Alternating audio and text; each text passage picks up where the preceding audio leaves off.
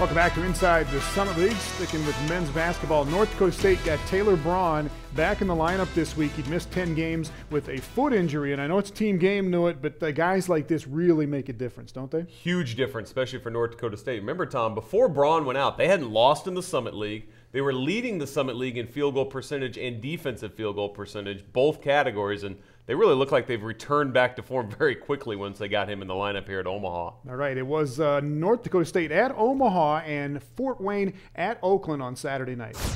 Taylor Braun came out hot from the field. He made 5 of 8 shots in the first half, and the Bison were rolling early offensively. Look at the pass from NDSU center Marshall Bjorklund to Trayvon Wright. Wright had 15. Omaha, though, had some offensive issues. C.J. Carter on a kick-out 3, but the Mavs got down by 10 just 10 minutes into the ballgame. Meanwhile, Marshall Bjorklund had it rolling again. He is second in the nation right now in field goal shooting percentage at 67%. Goes reversed and then goes left-hand runner. He was 8 of 9 from the field, 18 points in this one for Bjorklund.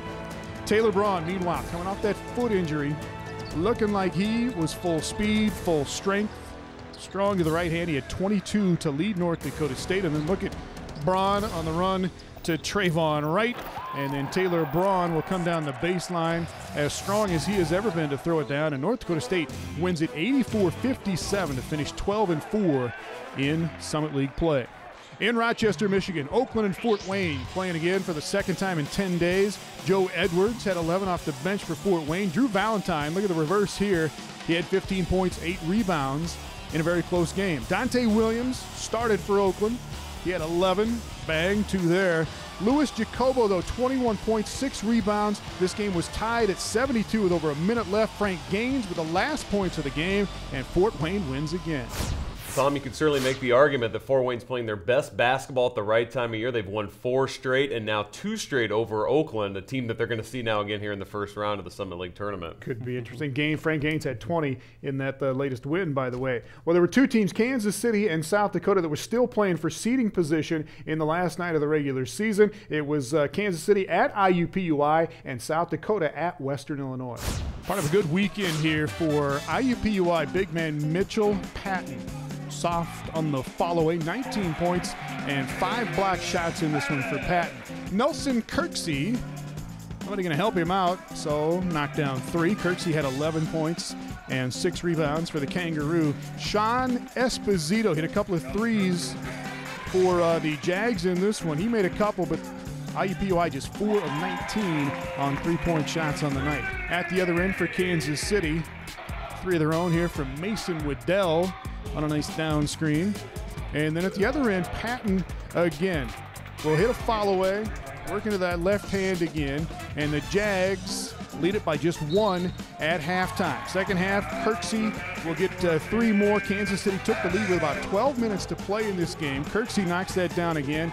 They grab the lead and hold on. Thomas Staten will come up with a steal here. He led the Roos with 14 points. They get the breakout hoop here. Kansas City wins 48-44 to earn the 5th seed in the Summit League tournament, which means that South Dakota would be the 6th seed, whether they won or lost at Western Illinois. Western, though, could tie for the regular season championship if they win this ball game. But USD ran out to an 11-0 lead. Western came back, tied it at 23 at halftime, and Ceola Clark went nuts in the second half. He made 6 threes. Clark scored 23 of his 27 in the second half. Joval Miles and Trevor Gruce keep the Coyotes close in this ball game, though. Miles with 19. Gruce had 19 points and 9 rebounds. Western led by 4 with 18 seconds left in the game, but Miles is going to hit a 3 right here to cut the lead to 1. The Yotes had a shot to win the game with 6 seconds left, could not get it down, though, and the Leathernecks hold on 61-59.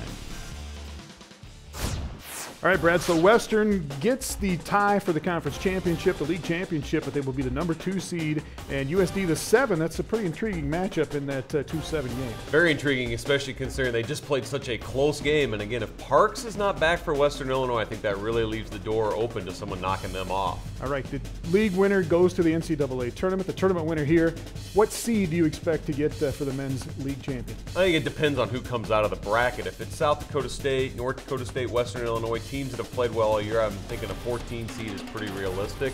But if it's another team, it could be even lower than that. But this bracket is probably maybe the most open it's ever been in the Summit League's history. All right, the men get started on Saturday evening with that South Coast State IUPUI game, and we are back with women's basketball after this.